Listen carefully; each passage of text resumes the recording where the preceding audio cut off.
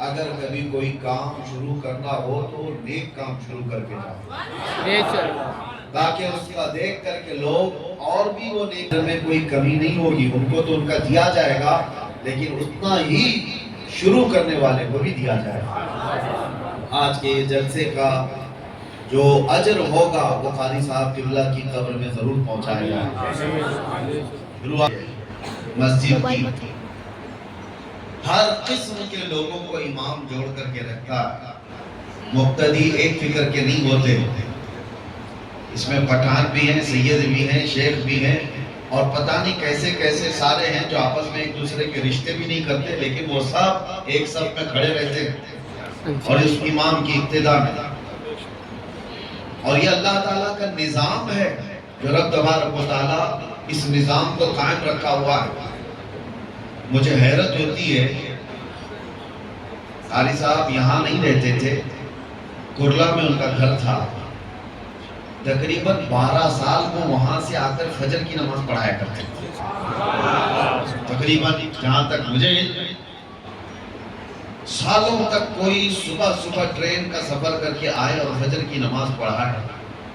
ایک بات یاد رکھو میرے عزیز، یہ وہ لوگ ہیں جن کے متعلق فرمایا گیا مسجد کا وہ ٹکڑا جس پر وہ نماز پڑھتے تھے، ان کی جدائی کے غم میں وہ رونے لگتا۔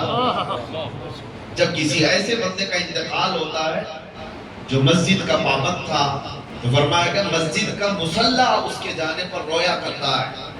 زندگی ہو تو ایسی کہ زمین کے ٹکڑے بھی روئیں، ایسی زندگی نہ ہو کہ زمین کا ٹکڑا کیا پوری دنیا بھی یہ نہ کہنے لگ جائے کہ دھرتی کا بوجھ چلا گیا۔ ایسی زندگی تو نہ گزارو۔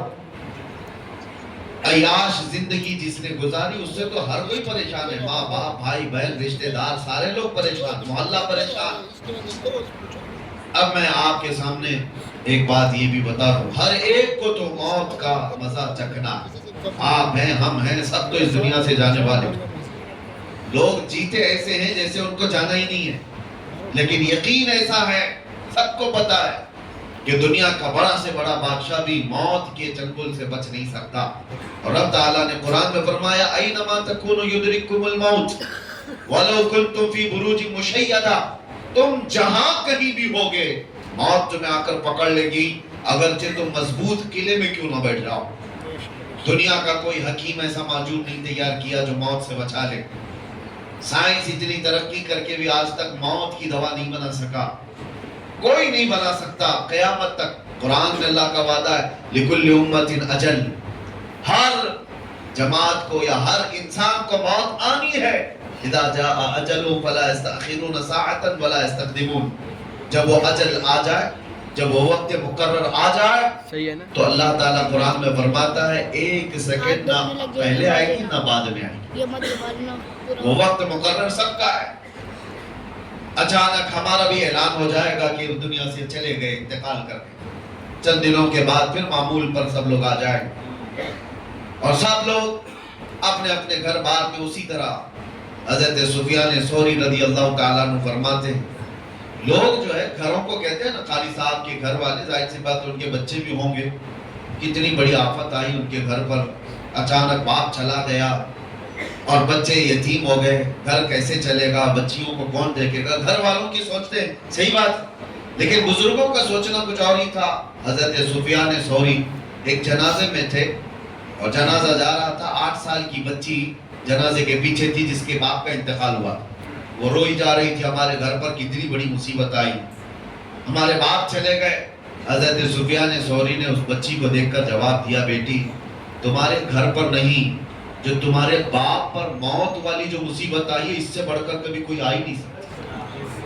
موت یہ ایسی آزمائش اور ایسی مصیبت کہ اس سے بڑی کچھ نہیں، تم لوگوں کا کیا گھر والوں کا، کل پھر کھڑے ہو جاؤ گے، 2 دن کھانا نہیں بنے گا، 3 دن نہیں بنے گا، پھر کھاؤ گے۔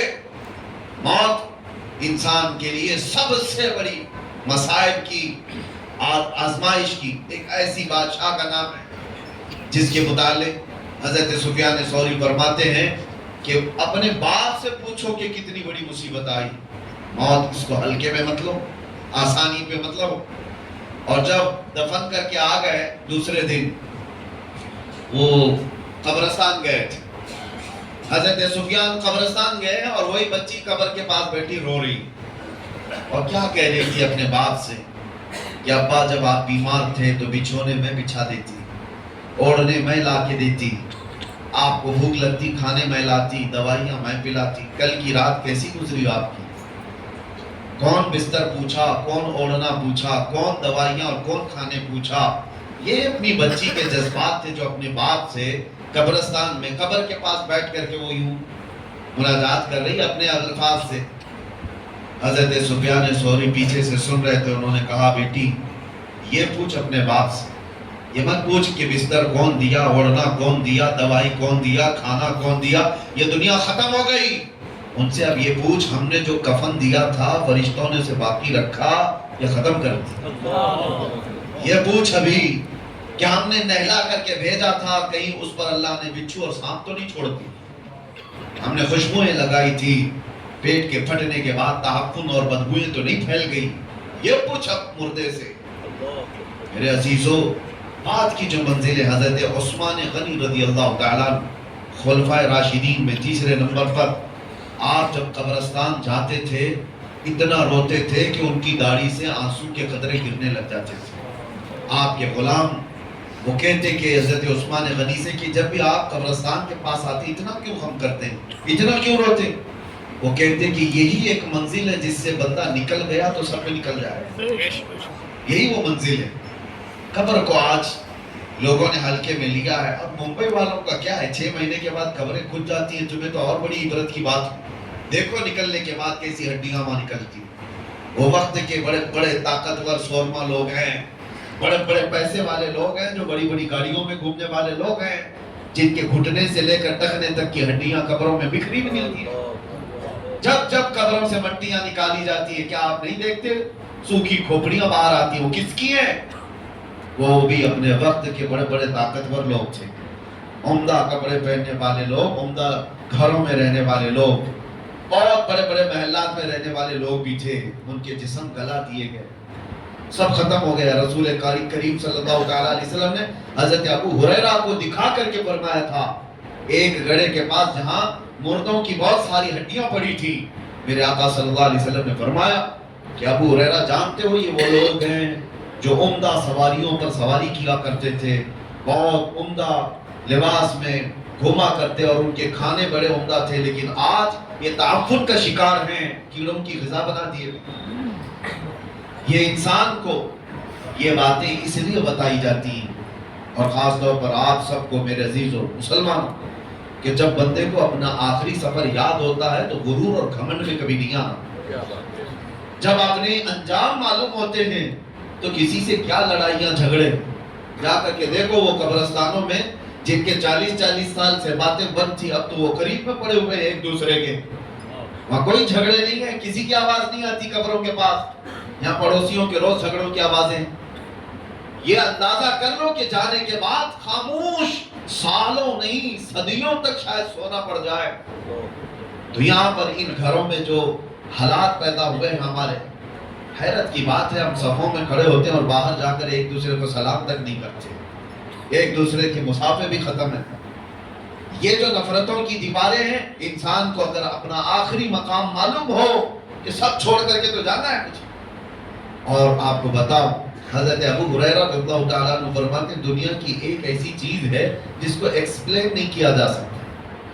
یعنی جنت بتائی جا سکتی کیسی ہے, حدیثوں میں معلوم ہے.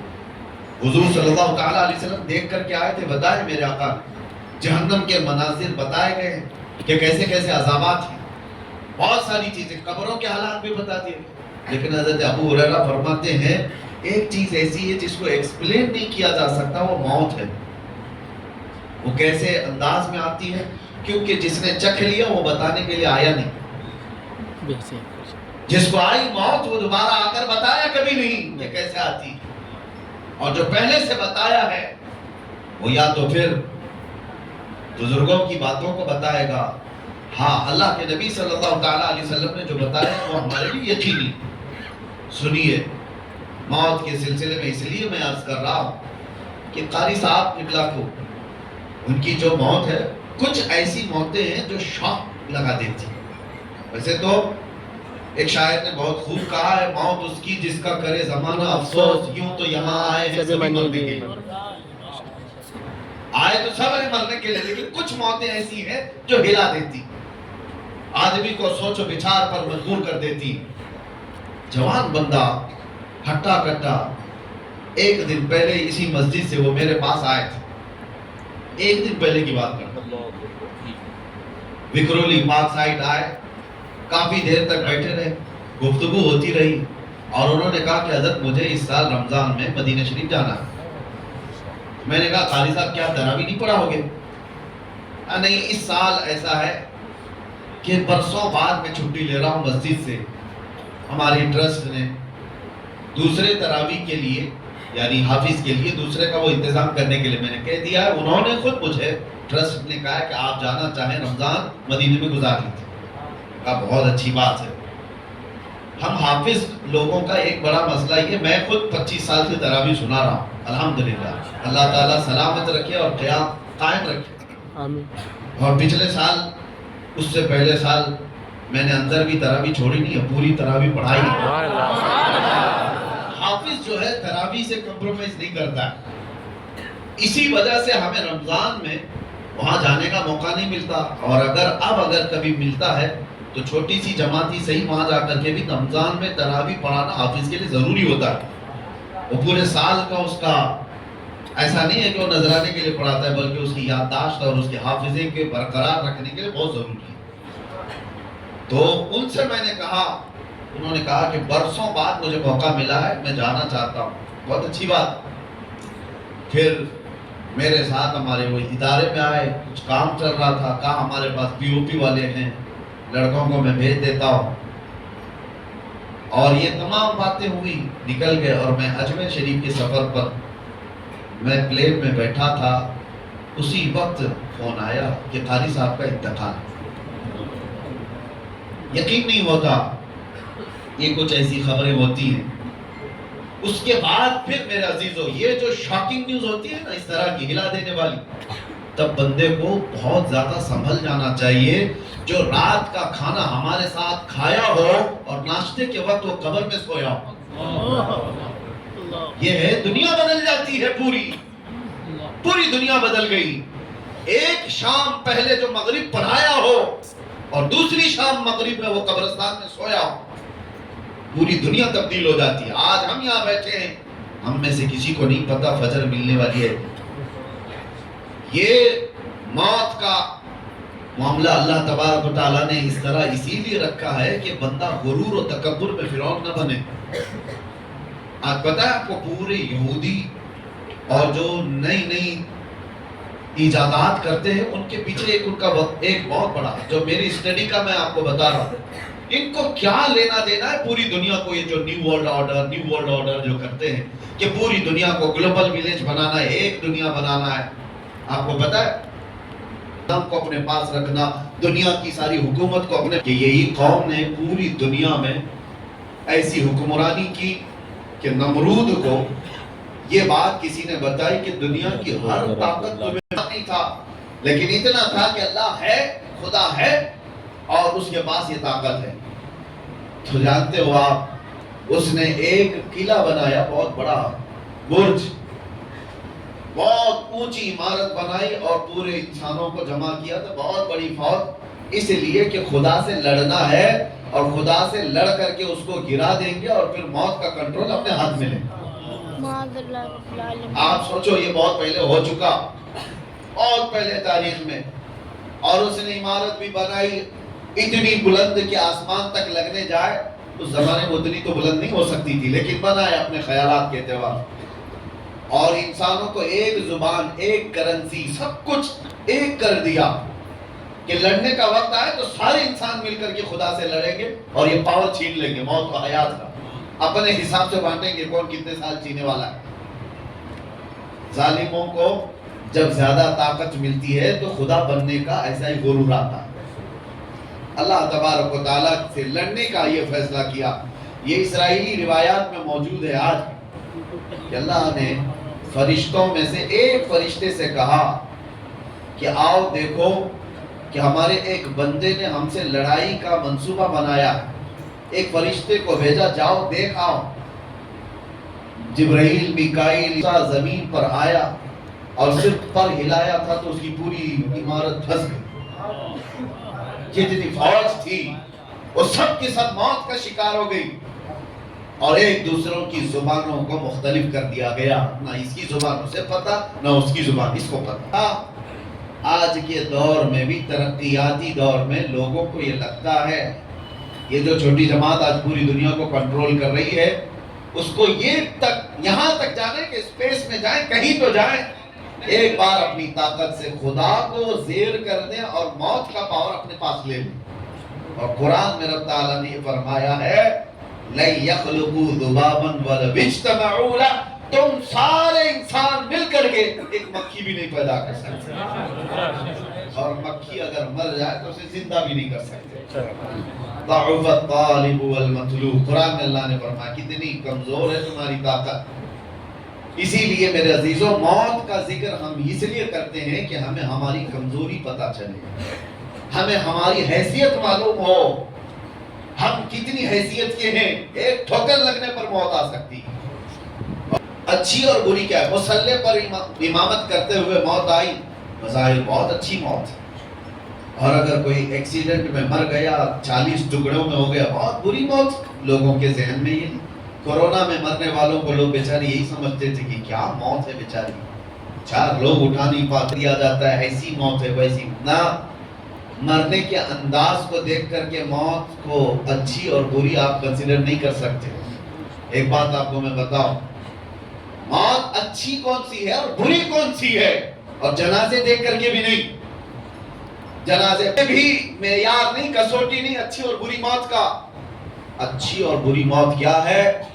اگر غریب آدمی تنہا بھی مر گیا ہو، ایمان پہ مرا ہو تو سب سے اچھی موت، عشق رسول پہ گیا ہے تو سب سے اچھی موت ہے، اور لاکھوں کی بھیڑ میں کفر پہ مرا ہے تو سب سے بری موت ہے۔ بھیڑ لاکھوں کی ہو اور کفر پہ موت آئی ہے تو وہ سب سے بری موت ہے۔ اور ایمان پہ مراؤ، ایکسیڈنٹ ہوا ہو، 40 ٹکڑوں میں بدل گیا ہو، اسے چیل کوے کھا گیا ہو، شیر کھا گیا ہو، آگ جلا دی ہو، ایمان پہ مراؤ، عشق رسول کے ساتھ گیا ہو، وہ اچھی موت ہے۔ اور باقی اگر ایمان نہیں تھا مرنے کے بعد، پھر چاہے جتنے جلسے جلوس ہو جائے اس کی، وہ کوئی اچھی موت نہیں۔ اسی طرح سے یہ بھی کہا گیا ہے مدینے میں مرنے کی تمنا سب کی ہوتی ہے، لیکن مدینے میں مرنے کے بعد جو فضیلت ہے مدینے میں مرنے والے کی، وہ ایمان کے ساتھ مرے تو فضیلت، ورنہ منافقین کو جنت البقیع سے نکال کر پھینک دیا جاتا ہے۔ یہ بھی بات یاد رکھو، قیامت کے دن مومنین کی شفاعت کرے گا۔ میرے آقا صلی اللہ تعالیٰ علیہ وسلم نے فرمایا جنت البقیع کے اس قبرستان سے 70,000 لوگ ایسے نکلیں گے قیامت کے دن جن میں سے ہر میت 70,000 کی شفاعت کرے گا۔ فضیلت ہے ان کے لیے، لیکن وہ ایمان کے ساتھ گیا ہو، عشق رسول کے ساتھ گیا ہو۔ اور اسی لیے ہم تمنا بھی کرتے ہیں اللہ تعالیٰ، اللہ تیرے راستے میں ہمیں شہادت عطا فرما، کہ شہر میں موت عطا فرما۔ اچھا، ایک صاحب نے مجھ سے سوال کیا تھا کہ مطلب جنگ ہونا چاہیے مدینے میں، جنگ ہوگی، لوگ ماریں گے تب شہید ہوں گے، مدینے میں جنگ ہوگی، آپ لڑیں گے، آپ کو مارا جائے گا، آپ شہید ہوں گے، تب مدینے میں موت ہوگی، دونوں چیزیں ایک ساتھ کیسے آئیں گی؟ کہ اللہ تیرے راستے میں شہادت عطا کر اور موت مدینے میں عطا کر، اس کا مطلب جنگ مدینے میں ہونا چاہیے۔ سوال مجھ سے یہ کہا، لیکن میں آپ کو بتاتا ہوں میرے عزیزو، ہر شہادت جنگ سے ہی نہیں ہوتی۔ جنگ میں مر جائے صرف وہی شہید نہیں، وہ شہید حقیقی ہے، لیکن اللہ کے نبی صلی اللہ تعالیٰ علیہ وسلم نے شہید کی اور بھی اقسام بیان فرمائی۔ ہاں، جو ظلمن مارا گیا وہ بھی شہید ہے، لیکن کئی حادثے ایسے ہیں جس میں انتقال کیا ہوا وہ بھی شہید ہے۔ اور کتنی بڑی پیاری بات ہے، یہاں پر شہزادہ مسنہ میاں موجود ہے، اور حضور مسنہ میاں رحمۃ اللہ تعالیٰ علیہ، جن کو یہ دعا کا مصداق کہا جا سکتا ہے کہ اللہ نے ان کو شہادت بھی عطا کی اور موت بھی مدینے میں عطا کی، دونوں چیزیں ملی۔